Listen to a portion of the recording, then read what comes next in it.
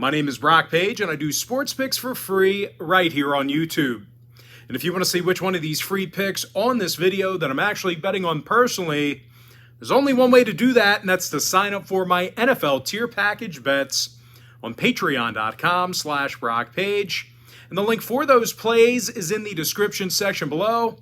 Guys, I finished last season 8-3 in my final 11 NFL tier package bets in that membership. And of course, that's good for 73% during that span. And with that, guys, let's go ahead and dive into some free content.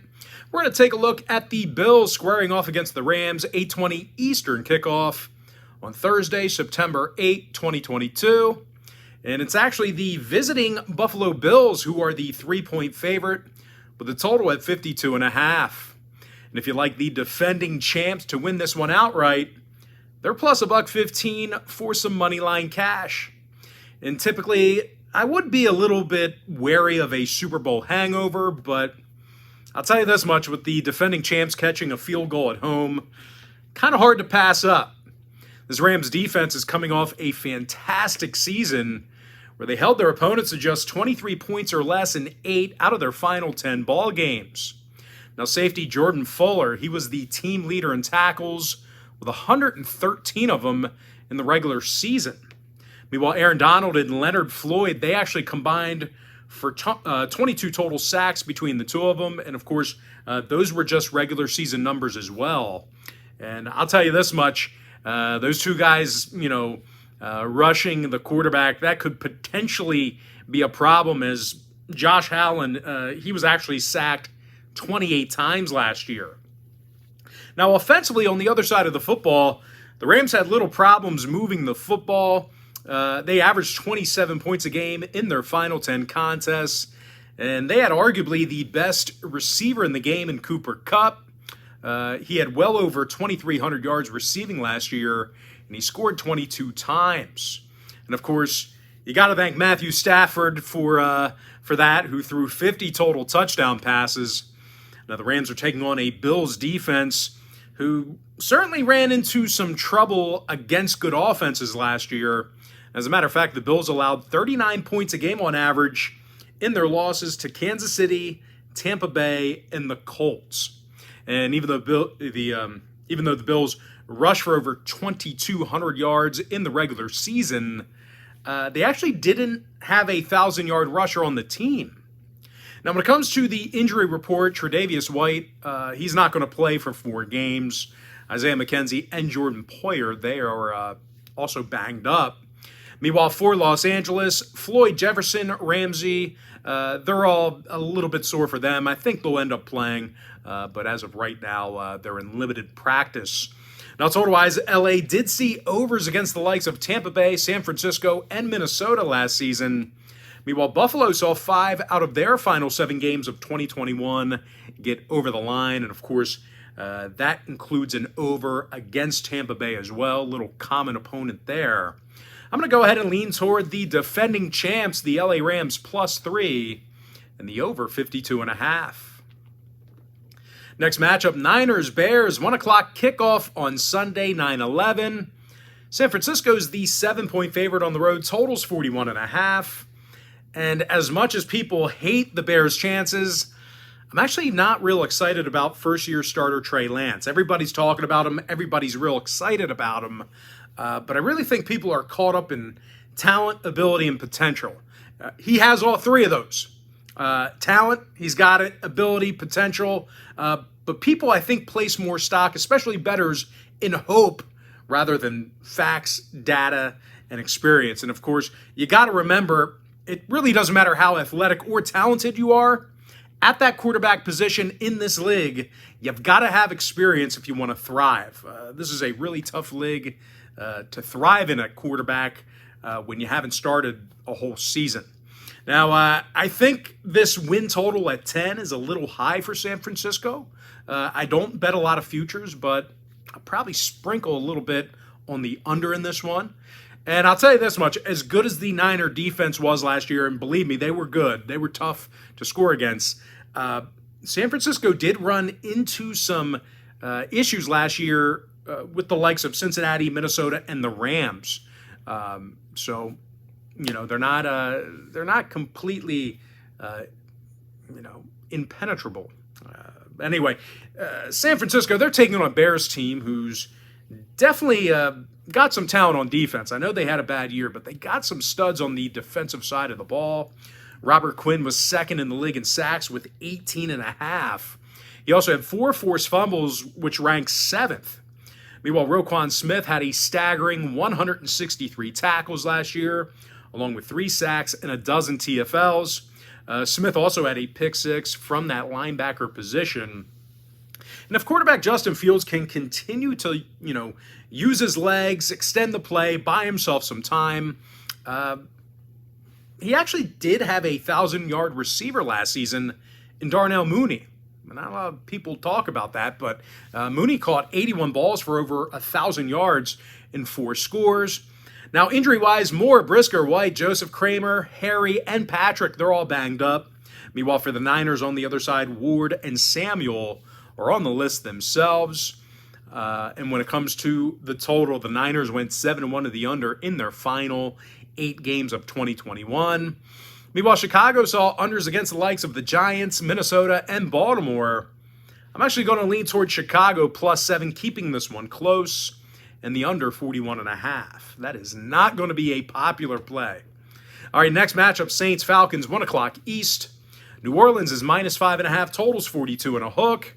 Now, the Saints are getting back Jameis Winston. He actually started off red hot last year in the opener. The Saints also played some incredible defense down the home stretch last season. They allowed only 11 points a game in their final 5 contests. And not only did they go 4-1 straight up in those games, they failed to cover only once during that span. Now, of course, Cam Jordan had 12.5 sacks from the edge. He was 7th in the league in that category. Meanwhile, Demario Davis, he was all over the place. He led the unit with 105 tackles along with 3 sacks. Now, offensively, on the other side of the ball, it really doesn't matter how good or bad your quarterback is.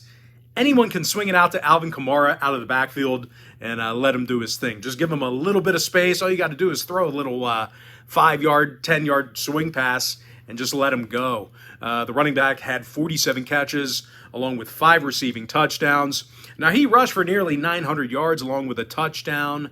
900 yards along with a touchdown on the ground. Now, they're taking on an Atlanta defense who simply needs to be better. These guys allowed 25 points or more in 7 out of their final 10 ball games last year. When it comes to covering the number, well, these guys didn't cover a whole lot of spreads either.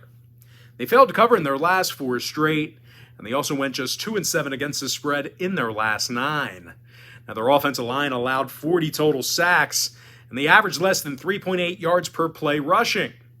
Now, when it comes to the injury report, London is questionable. Ridley's done. Meanwhile, for the Saints, Thomas and Smith are questionable for them. Penning is out. And when it comes to the total in this one, I'm not sure the Falcons can score enough to help put this one over. They went 7-2 to the under in their last 9 ball games. And during that span I just mentioned, they scored over 21 points just once. Meanwhile, New Orleans saw 6 out of their last 7 fall under the total themselves. I'm going to lean toward the Saints -5.5, under 42 and a hook.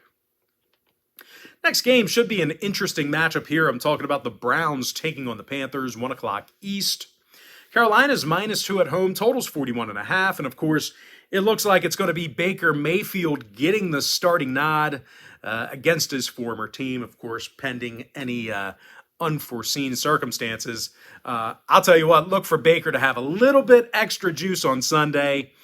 He's got DJ Moore to work with, who had over 1,100 yards receiving last year, along with 4 touchdowns. He'll also have a nice safety valve with Christian McCaffrey out of the backfield. Now, the Panthers are taking on a Cleveland squad who really had a tough time covering the number last season. They failed to cover in 7 out of their final 10 ball games, with outright losses to the likes of New England and Pittsburgh twice. Now, this normally stout Browns defense also broke down a bit towards the end of the year. They actually allowed 22 points or more in 3 out of their final 5 ball games. Now, when it comes to that injury list, looks like Grant and Harris are out for the season. Deshaun Watson, of course, he's suspended 11 games for rubbing tugs. Meanwhile, for Carolina on the other side, Anderson and Brown, they are questionable for them. By the way, it's Jacoby Brissett who's been named the starter for Cleveland, just in case you didn't know. Now, total-wise, the Browns saw their last 4 games all fall under the number, 6-1 to the under in their final 7 of last year as well. Meanwhile, Carolina, on the other side, they saw unders last year against the likes of New Orleans, Tampa Bay, and New England. I'm actually going to lean toward Carolina -2 and the under 41.5. Next ball game, it is going to be Ravens-Jets, 1 o'clock East. Baltimore is the 7-point favorite on the road. Total's 44.5. And even though the Ravens absolutely shit the bed last year, in the second half, it really wasn't for a complete lack of defense. They did hold their opponents to 22 points or less in 6 out of their final 9 ball games of 2021. Now, the Ravens also covered the number against the likes of the Rams, Green Bay, and Cleveland twice during that span I just mentioned. Tyus Bowser and Odafe Oweh, they combined for over a dozen sacks on the pass rush. And as a matter of fact, Oweh had 3 forced fumbles and a couple of fumble recoveries. So he was a bit of a turnover machine. Meanwhile, Patrick Queen, he led the charge with 98 tackles, along with double-digit TFLs. And, of course, offensively, you got to account for Lamar Jackson. He rushes for over 5.5 yards per contest. He can throw it. He can run it. He can extend the play. He is one of the most exciting players I've ever watched. Anyway, Baltimore is taking on a Jets defense who just couldn't stop anyone over, well, really the past couple of seasons. These guys gave up 30 points a game in their last 10 outings. There's also a good chance they're going to work here without quarterback Zach Wilson. He's still bothered by that knee injury. Even if he starts, I really don't think it makes much of a difference. Now, when it comes to the injury list, Becton's out for the Jets. Dobbins questionable for Baltimore. When it comes to the total, Baltimore could potentially put this one over themselves. They also saw overs last year against Cincinnati, Green Bay, and Minnesota. Meanwhile, New York saw 3 out of their final 4 games last season get over the line. Of course, that is due to a lack of defense. I'm going to lean toward Baltimore -7 over 44 and a hook. Next game, Jags, Commanders, 1 o'clock East. Washington's the 3-point favorite in Landover. Total's 43.5.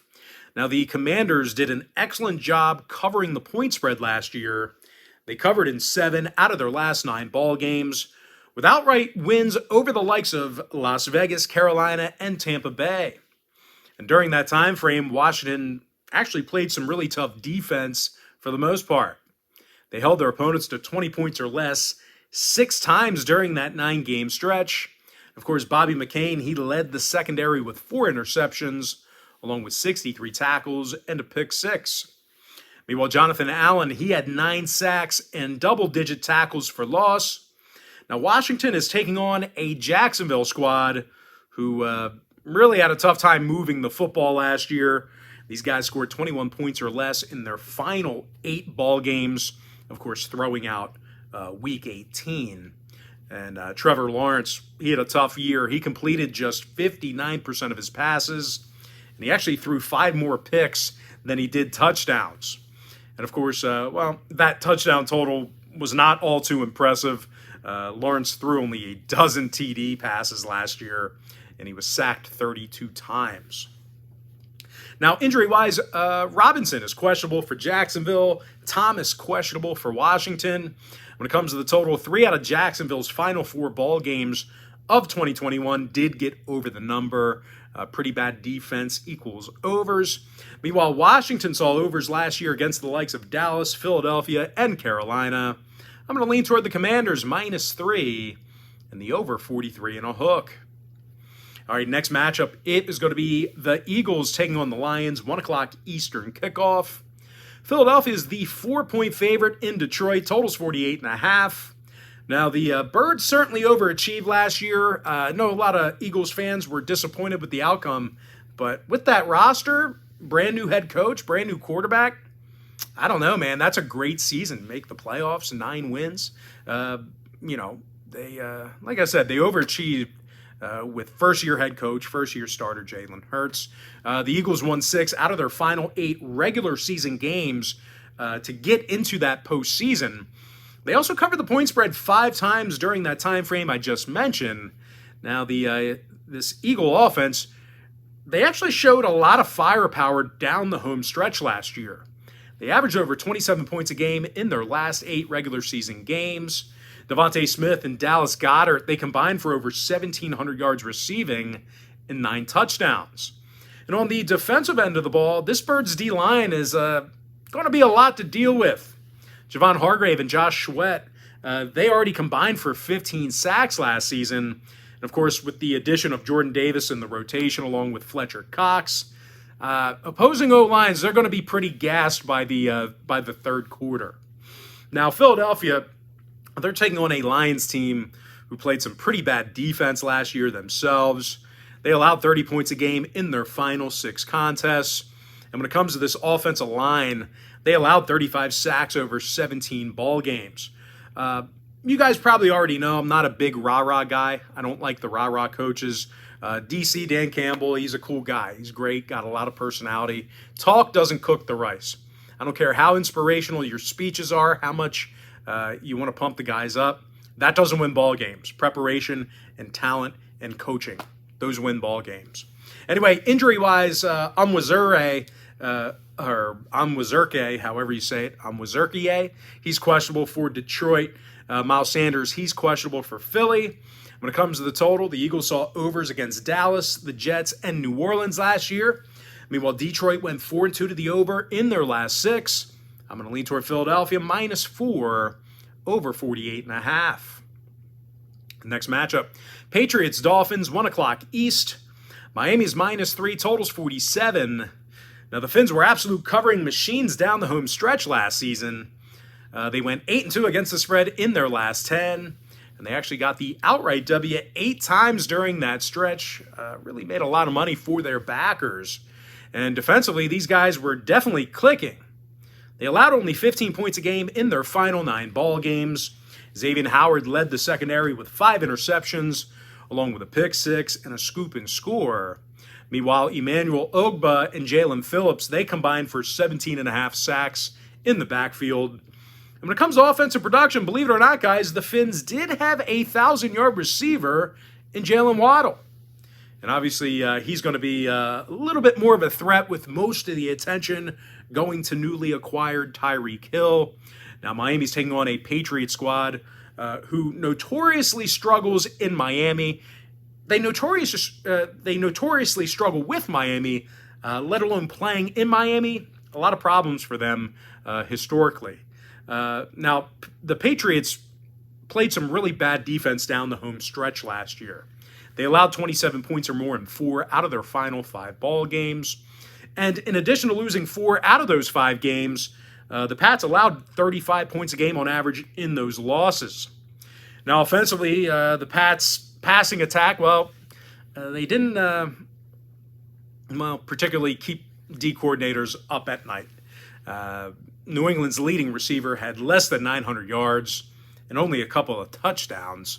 Now, total-wise, New England's last 4 contests did get over the number. Meanwhile, Miami saw overs against the likes of Carolina, New York Jets, and this very New England squad. I'm going to lean toward Miami -3, over 47. Next matchup, Colts, Texans, 1 o'clock East. Indianapolis is -8, totals 44. Now, the Colts absolutely dominated Houston last season. They beat them by a total of 62-3 in their 2 head-to-head meetings. Not only do they have better talent, I think they're getting outcoached. Even if they had equal talent, I think Frank Reich is going to outcoach you. They also have a guy at quarterback, Matt Ryan, who's going to be able to manage a game, make little mistakes, and throw it away if he has to. He's not going to do too much like Carson Wentz. And when it comes to offensive weapons, why would you do too much? Jonathan Taylor rushed for a staggering 1,811 yards along with 18 touchdowns. Just as long as you can set up the run, you're going to be all right. And surprisingly, the Colts did have a 1,000-yard receiver in Michael Pittman Jr. He had nearly 1,100 yards receiving along with 6 scores. Now, defensively, the Colts actually did a nice job in the second half of the season as well. They gave up 23 points or less in 6 out of their final 8 ball games. Kenny Moore and Darius Shaquille Leonard combined for 8 interceptions. And the reason why I said Darius Shaquille Leonard, he's actually going by Shaquille Leonard now. Darius Leonard is now Shaquille Leonard. That is actually his middle name, and he wants to go by Shaquille or maybe even Shaq. But anyway, Darius Shaquille Leonard.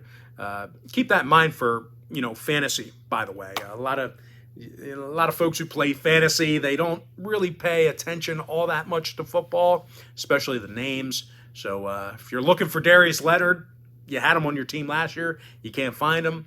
His name's Shaquille now. He identifies as Shaquille. But anyway, linebacker Bobby Okereke, he led the charge with a staggering 132 tackles.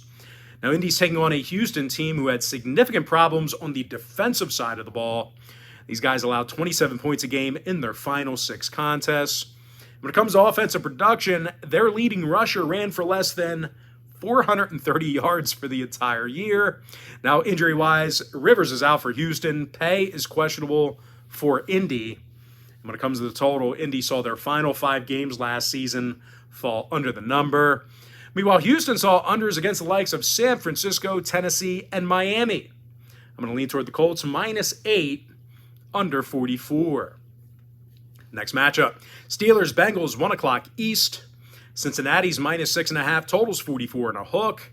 Now, the Bengals had an incredible run last season, and they really covered a lot of point spreads in the process. Matter of fact, these guys went a perfect 8-0 against the spread to close out the season. They also played some superb defense during that time frame. These guys allowed just 20 points a game down the home stretch on average, and that includes the postseason. Now, Logan Wilson, he had 5 total interceptions last year and well over 100 tackles. Meanwhile, Trey Hendrickson and Sam Hubbard, they combined for over 21 sacks in just the regular season alone. And of course, when you talk about the Bengals, what everyone talks about is, of course, Joe Burrow, Joe Cool. He led the Bengals to a Super Bowl appearance and over 5,700 total yards passing for the year. And of course, wideouts Jamar Chase and T. Higgins, they were 1,000-yard receivers just in the regular season alone. Both of those guys actually combined for over 2,500 regular season receiving yards along with 19 scores. Now, they're taking on a Pittsburgh squad on the other side. This is a franchise who's taking on a completely different shape. They lost their franchise quarterback to retirement, changed the name of their field. It's not even Heinz Field anymore. A lot of changes in the Steel City. And I'll tell you this much, on top of it, they played some really bad defense in the second half of the season last year. The Steelers allowed over 28 points a game in their final 9 contests of 2021. When it comes to the injury report, Watt and Johnson are banged up for Pittsburgh. And total-wise, Pitt saw overs against the likes of KC, Minnesota, and the Chargers. Meanwhile, the Bengals also saw overs themselves against the likes of Kansas City, LA, the Chargers, and of course this very Pittsburgh team. I'm going to lean towards Cincinnati, -6.5, over 44 and a hook. The next matchup, more divisional action. I'm talking about the Raiders taking on the Chargers, 4:25 Eastern start time. The LA Chargers are -3, totals 52. Now, the Chargers had little problem lighting up the scoreboard last season. They scored 27 points or more in 8 out of their final 10 ball games. They were also led by quarterback Justin Herbert, who threw for over 5,000 yards, along with 38 touchdowns. Now, Herbie's 2 favorite targets were Mike Williams and Keenan Allen. They combined for over 2,200 yards receiving, along with 15 scores. Now, I think where the Chargers need to really improve this year, aside from their defense, is their decision-making with the ball on 4th down. I know that they're analytics guys. They live and die by analytics. They did cost themselves a few games with questionable decision-making on 4th down, 2-point conversions as well. You got to get away from the analytics sometimes and just have a feel for the game. So that's where they need to improve. They cost themselves a handful of ball games. either going for it or calling the wrong play on fourth down. Fourth down was a problem for them last year. But anyway, regardless, they are taking on a Raider defense who certainly gave up their fair share of points themselves last year. These guys allowed 28 points a game in their final 10 matchups. And when it comes to the offensive side of things, Vegas's leading rusher, Josh Jacobs, he failed to reach 900 yards on the ground in the regular season. Now, injury-wise, standout tight end Darren Waller, he's questionable for the Raiders. Meanwhile, for the Chargers on the other side, J.C. Jackson is questionable with an ankle. When it comes to the total, 8 out of LA's last 10 outings all got over the number. Meanwhile, Las Vegas saw overs against the likes of KC, Washington, and this very Charger team. I'm going to lean toward the LA Chargers, -3, over 52. Next matchup, Chiefs taking on the Cardinals, 4:25 Eastern start time. Kansas City's -3, totals 53.5. Now, KC scored a whole bunch of points last year, and they covered a bunch of numbers in the second half. KC went 7-3 against the spread in their final 10 ball games, and they averaged 33 points a game during that span. Patty Mahomes threw for nearly 6,000 yards last year, including the postseason, for a total of 48 touchdowns through the air. Now they're taking on a Cardinal organization who feels like they're in turmoil. That whole Kyler Murray offseason contract clause was very odd to me. It was very telling. I think it tells me that the coaches are probably not on the same page as the executives. I think the executives like them. They're not football guys. They want to keep them. And I think the coaches, he's giving them headaches. But it's certainly that clause could have been warranted because Arizona lost 5 out of their final 6 ball games last year.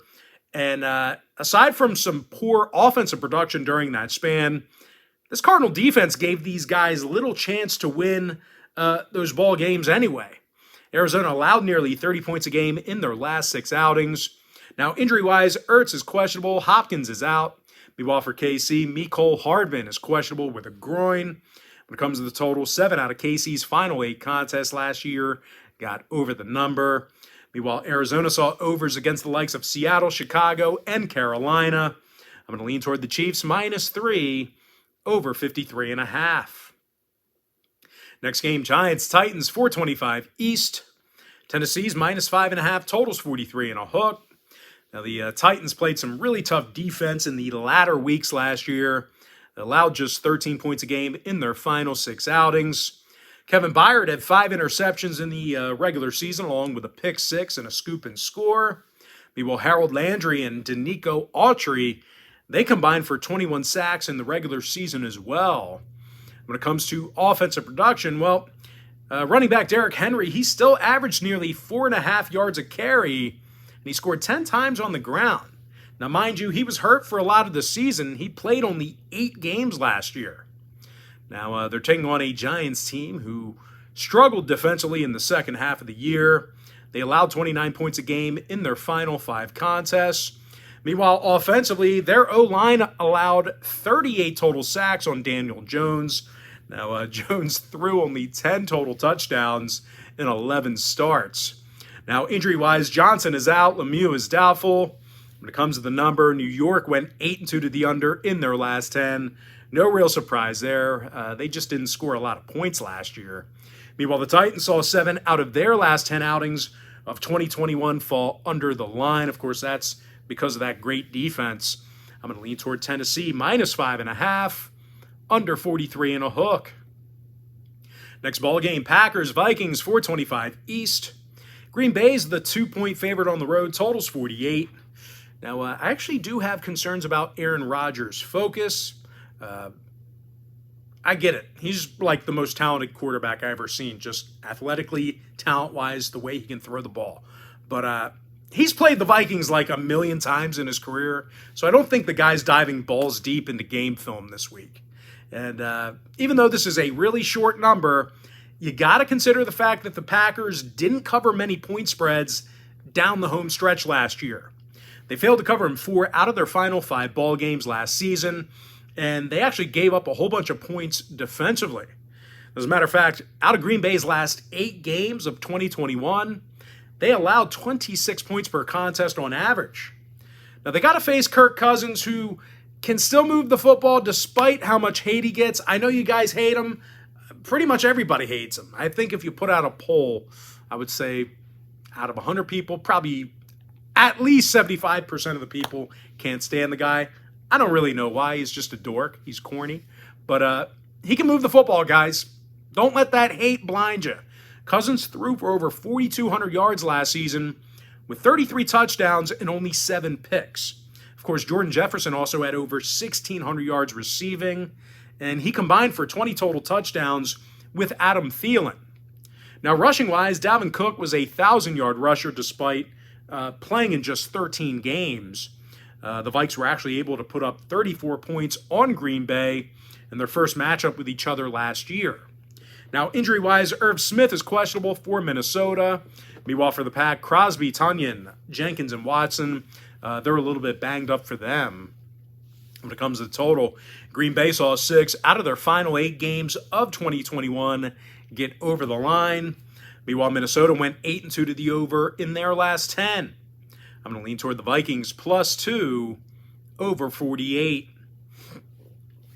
Next matchup, Buccaneers, Cowboys, 8:20 p.m. East. Tampa Bay's the 2-point favorite on the road, totals 50. And even though Tampa Bay had yet another great year, they were beating up on teams like Carolina, New Orleans, and Atlanta like several times a month. I also think there's problems with Tom Brady. I think he's getting a divorce. I said that weeks ago when he took his random leave of absence. Maybe he was getting facial reconstruction because he looks completely different. He looks. I love Tommy, but he looks terrible right now. I know he's getting older, but like his face is like sunken in and stuff. Maybe he's not eating because I said a few weeks ago I think he's getting a divorce. This guy loves practice, loves preseason, loves film, loves being with his teammates. He doesn't voluntarily take a 10-day leave of absence. For nothing. And this is the time of year, summer camp. He loves that stuff. He lives for that stuff. But anyway, moving forward, like I said, these guys, they were beating up on teams like Carolina, New Orleans, and Atlanta. Those were easy wins. Those, organizations were in shambles last year. And when they faced good teams like Buffalo, Indy, and the Rams, well, this defense gave up a considerable amount of points. Now, they're facing a Cowboy team on the other side who has little issue moving the football themselves. These guys averaged 31 points a game in their final 10 contests. And they were also led by Dak Prescott, who threw for over 4,400 yards in the regular season, along with 37 touchdowns. Dak Prescott is a guy that is underappreciated. People hate on him. They don't appreciate him. They say he can't win the big one. He can't win the big one because of the organization. It's not because of him. This guy gives any team out there your best chance to win. This is a really good, talented quarterback. Trust me. The dude's good. It's because of the organization, not because of him. Now, Dak's favorite target, that was CeeDee Lamb. He had over 1,100 yards receiving and 6 scores. And when it comes to defensive play, you really can't go without mentioning Micah Parsons. I'll tell you what, aside from just messing up your entire blocking scheme, the guy had 13 total sacks and 84 tackles. He was playing middle linebacker, outside backer. He was on the line. Dude can do it all. Give him the football. He played running back in high school at Harrisburg, and he was unstoppable. He can play any position on the field, maybe except for quarterback. But anyway, even though Trayvon Diggs, his technique's a little sloppy, you can't ignore the fact he had a staggering 11 interceptions last year. Now, injury-wise, of course, Tyrann Smith is out. A big injury for that O-line. Michael Gallup's also injured for the Cowboys. Meanwhile, for the Bucs on the other side, Evans and Godwin are questionable. Jensen is out. When it comes to the total, the Cowboys did see unders against the likes of the Niners, Arizona, and KC. Meanwhile, the Bucs saw unders against the likes of Philly, Carolina, and New Orleans. I'm going to lean toward Dallas +2 and the under 50. Next and final game for the video, it is going to be Broncos Seahawks 8:15 Eastern kickoff on September 12th, Monday Night Football. Denver's -6.5, totals 42. And with a pretty bad football team last year, Russell Wilson was still able to throw for over 3,100 yards in 14 starts. Now he threw for 25 touchdowns and only 6 interceptions with the Seahawks as well. Now the Broncos, they had little problem moving the football on the ground. Melvin Gordon and Javonte Williams, they combined for over 1,800 yards rushing and a dozen touchdowns on the ground. And even though this Bronco defense had a couple of breakdowns late, they still held their opponents to 22 points or less in 7 out of their final 10 ball games. Now, Justin Simmons and Pat Surtain, they combined for nearly double-digit interceptions between the two of them. Meanwhile, Kareem Jackson, he led the charge with 88 total tackles. Now, they're taking on Geno Smith, who's had a lackluster career numbers-wise at quarterback. When it comes to defensive play, the Seahawks allowed 26 points a game in their final 4 contests last year. Now, when it comes to the total, 5 out of Seattle's last 6 games did get over the line. I'm also assuming Russell Wilson will not be letting off the gas if Denver gets up by a few scores. I think he's going to really try to bury these guys. Give me Denver, -6.5, over 42. And with that, guys, now it's time for our quick pick recap, powered to you by my website at patreon.com/BrockPage. I like the Rams +3 over 52.5. Chicago Bears +7 under 41 and a hook. Give me New Orleans -5.5 under 42.5 points. Carolina -2 under 41.5. Now, real quick, guys, if you want to see which one of these free picks on this video that I'm actually betting on personally, there's only one way to do that, and that's to sign up for my NFL tier package bets on patreon.com/BrockPage. I like Baltimore -7 over 44.5. Give me Washington -3 over 43 and a hook. Philadelphia -4 over 48.5. Miami -3 over 47. Indianapolis -8 under 44. Carolina -2 under 41.5. LA Chargers -3 over 52. Kansas City Chiefs -3 over 53.5. Tennessee Titans -5.5 under 43 and a hook. Minnesota +2 over 48. Dallas Cowboys +2 under 50. With my next and final free pick for the video, I'm going to lean toward Denver -6.5 over 42. And with that, guys, that's going to do it for me. Don't forget to check me out on my website. If you guys do end up getting a membership here today on patreon.com/BrockPage, just keep in mind you're going to get billed the day you sign up and then the first of every month following that. I always tell folks in every single video, the earlier in the month you sign up, the better. And guys, if you want to get access to every single bet, every single package, every single day, you're going to want to sign up for my board member package. It's an all-inclusive membership. But most importantly, guys, got to thank you for joining me right here on YouTube. Really hope you enjoyed all this great free content, all this great free information. And with that said, guys, happy NFL Week 1. Best of luck to you. And I look forward to seeing you later on today on my website at patreon.com/BrockPage.